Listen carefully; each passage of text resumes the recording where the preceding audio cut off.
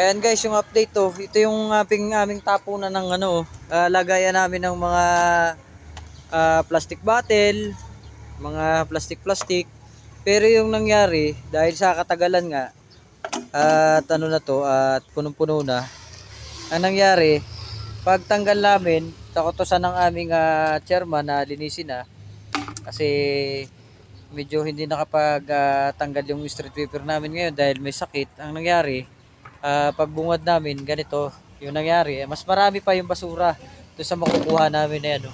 Ginawa na rin pong basurahan yung aming lagayan ng mga plastic bottle. Kaya po yung update to na ito si Boss Ricky. Si Boss Ricky po na malupit, yan po. Yan po yung masipag natin na padjak driver. Tapos bali sa kanya na po natin ibibigay ang ating kikitain dito sa mga plastic bottle na pagpili na ito. Ayan, no. Bali may 2 sako po pero kulang, pero ang gagawin po namin is una pong pag puno na dadali namin, tapos babalik na lang po uli. Ayan, bali ito po yung mga kalat na nakuha namin dyan, no. Ayan, diba ang dami pong kalat, pero syempre lilinisin po namin yan, lalagyan namin sa basurahan para pagdaan nung magbasura ay linis na po at malinis na po dito. Saka syempre mamaya pipicturan ko po yan para may send po sa ating chairman na ayos na po at nalinis na. Yan. Yan, makikita nyo po na napakadaming kalat dahil pong basura. Pagtitingnan po ay punong-puno. Tapos napakadami po talagang kalat. Yan. Ayan po ang update dito kay Boss Ricky.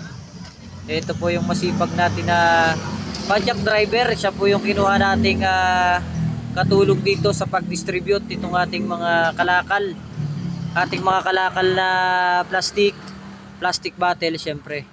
Pero dahil nga akala namin na nakita namin kanina doon sa na puro plastic bottle, yung pala pagtanggal ay halos basura ang laman na nakalagay.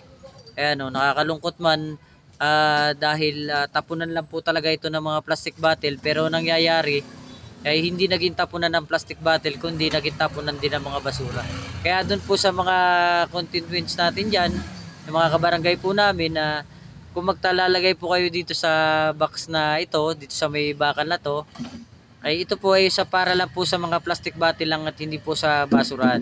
Kasi meron naman po tayo dito mga trash bin, nalagayan po ng mga basura na doon po natin ilagay. Kung maaari po mga plastic bottle lang po talaga yung ilagay natin dito para pagka tanggal po is nakaayos po sana at mabilis. Hindi po ngayon na talagang pinipilian pa po namin yung mga basura, pinipilian po ni Boss Ricky yung mga basura dito na nakalagay. Ayan, yan po lang po muna yung update dahil tutulungan ko po muna dito si Boss Ricky sa kanyang pagpili na ito para po mapabilis ang ating pagbibenta ng mga ito. Ayan na po ang update.